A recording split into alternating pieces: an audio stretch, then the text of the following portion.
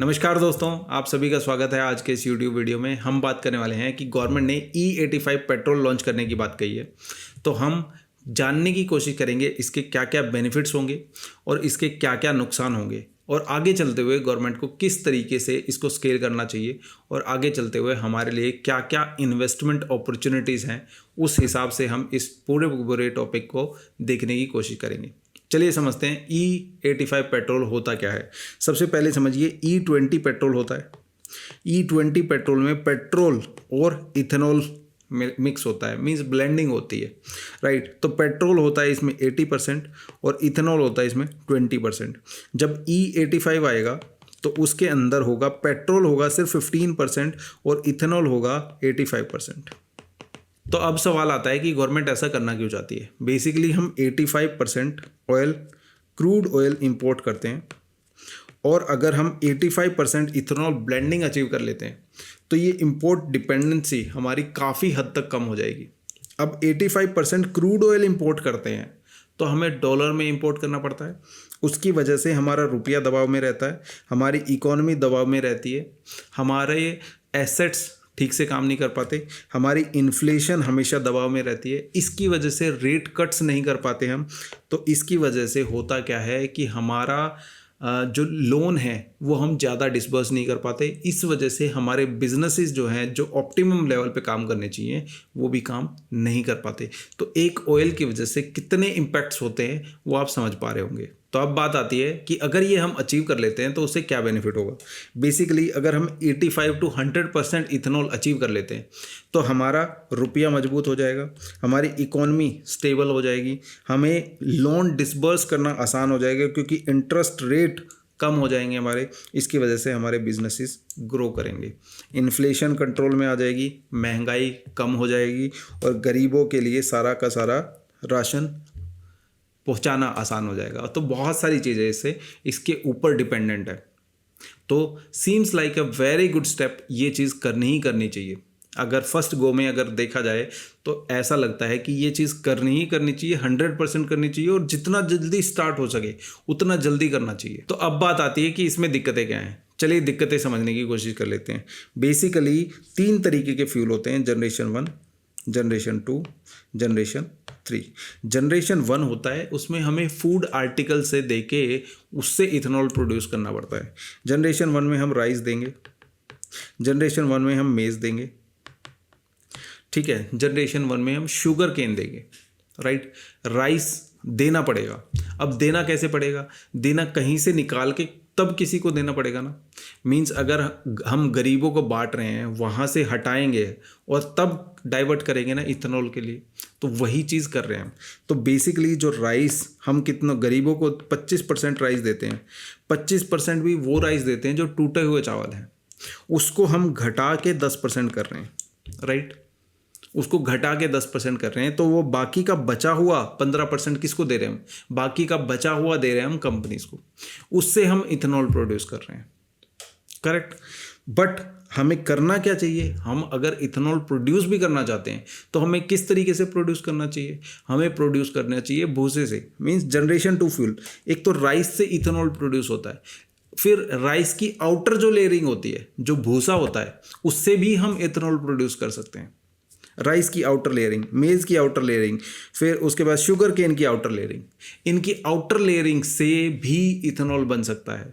उनको प्रोसेस करके उससे भी इथेनॉल बन सकता है, और वो बनाना कंपैरेटिवली ज़्यादा सेंसिबल डिसीजन होगा। लेकिन उसमें दिक्कतें क्या हैं? लेकिन उसमें दिक्कतें हैं कि उसमें कैपेक्स की रिक्वायरमेंट होगी, मीन्स गवर्नमेंट को पैसा खर्च करना पड़ेगा। उसमें टेक्नोलॉजिकल एडवांसमेंट की रिक्वायरमेंट है, टेक्नोलॉजी एडवांस करनी पड़ेगी, उसके लिए लैंड एलोकेट फिर से करनी पड़ेगी, मशीनरी नई डेवलप करनी पड़ेगी। तो दिक्कतें हैं, बट उसके फ़ायदे बहुत हैं। उसके फ़ायदे हैं कि फूड सिक्योरिटी हैम्पर नहीं होगी। तो हमें कौन सा फ्यूल प्रोड्यूस करना चाहिए? हमें वो फ्यूल प्रोड्यूस करना चाहिए जो कि एक्चुअल में वायबल है, जिसमें हम किसी से अनाज छीन के किसी और को नहीं दे रहे हैं। तो वो है जनरेशन 2 फ्यूल। फिर आता है जनरेशन 3 फ्यूल। जनरेशन 3 फ्यूल में हम एल्गी से फ्यूल प्रोड्यूस करते हैं। एल्गी से फ्यूल प्रोड्यूस करने में फ़ायदा क्या है कि 1 हेक्टेयर में हम 10,000 लीटर फ्यूल प्रोड्यूस कर सकते हैं। अब ये 10,000 लीटर फ्यूल प्रोड्यूस कैसे होगा? एल्गी कहाँ उगती है? एल्गी के लिए हम सी वाटर का यूज़ कर सकते हैं। सी वाटर कहाँ कहाँ पड़ता है?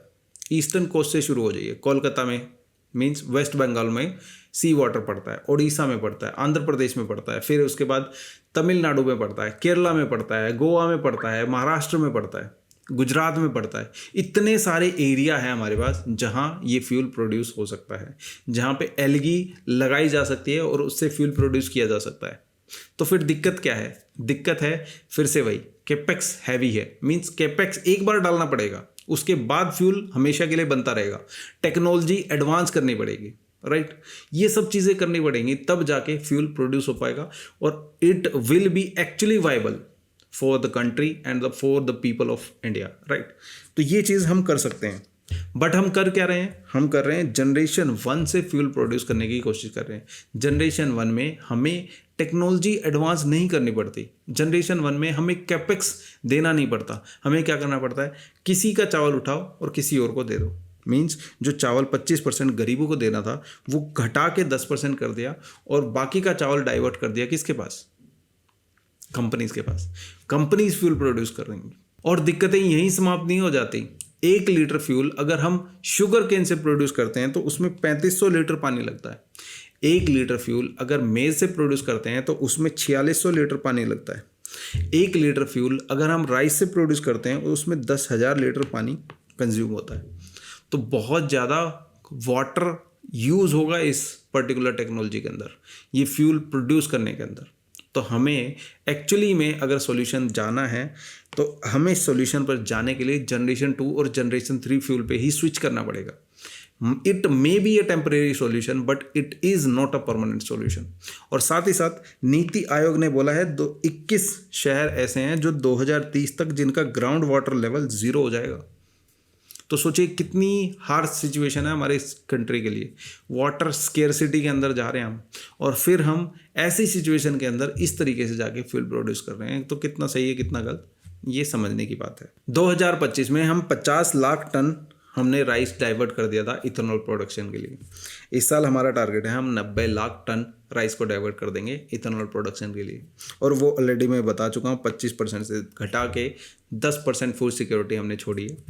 और साथ में 123 कंट्री में से हम 102वें नंबर पे आते हैं ग्लोबल हंगर इंडेक्स में।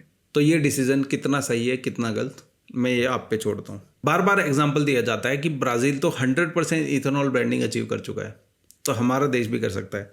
तो भैया ब्राज़ील वर्ल्ड का सबसे largest fresh water reserves hold करता है।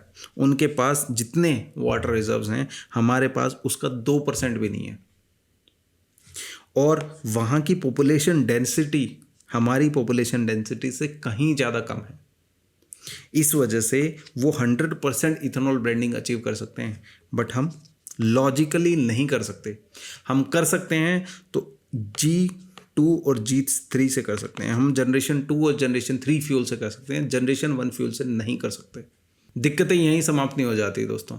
2023 से पहले जो गाड़ियाँ थी वो E20 फ्यूल के कंपैटिबल नहीं थी, और जो गाड़ियाँ 2023 से पहले बेची गई उनमें रस्टिंग की प्रॉब्लम आ रही है, और 2023 के जो बाद गाड़ियाँ बेची गई उनके अंदर 6 से 7% का माइलेज ड्रॉप हो गया उनके अंदर। तो अगर हम E85 अचीव कर लेते हैं तो कितना फ़ायदा होने वाला है और कितना नुकसान, ये कॉमन जनता के लिए कितना सिरदर्द बन सकता है, ये आप सभी जानते हैं। तो अब बात आती है कि हम एक प्रॉब्लम सॉल्व करने के लिए 3 नई प्रॉब्लम अपने सिर के ऊपर ले रहे हैं। बेसिकली हम इंपोर्ट डिपेंडेंसी ख़त्म करना चाहते हैं फ्यूल से, लेकिन जो हम ले रहे हैं अपने सिर के ऊपर ग्राउंड वाटर डिप्लीशन की दिक्कत, सीवियर दिक्कत है ये।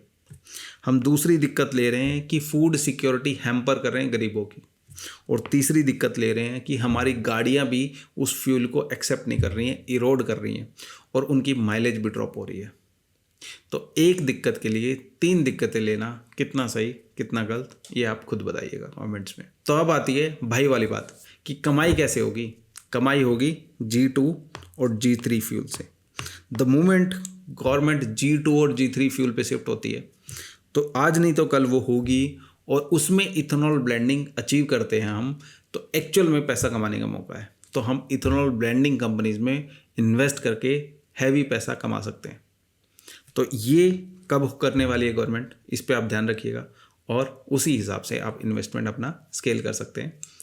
This is not a financial advice, but it is the understanding that I am giving you so that you can be informed of your own decision, right? Thank you so much guys, this was all for today. Thank you so much.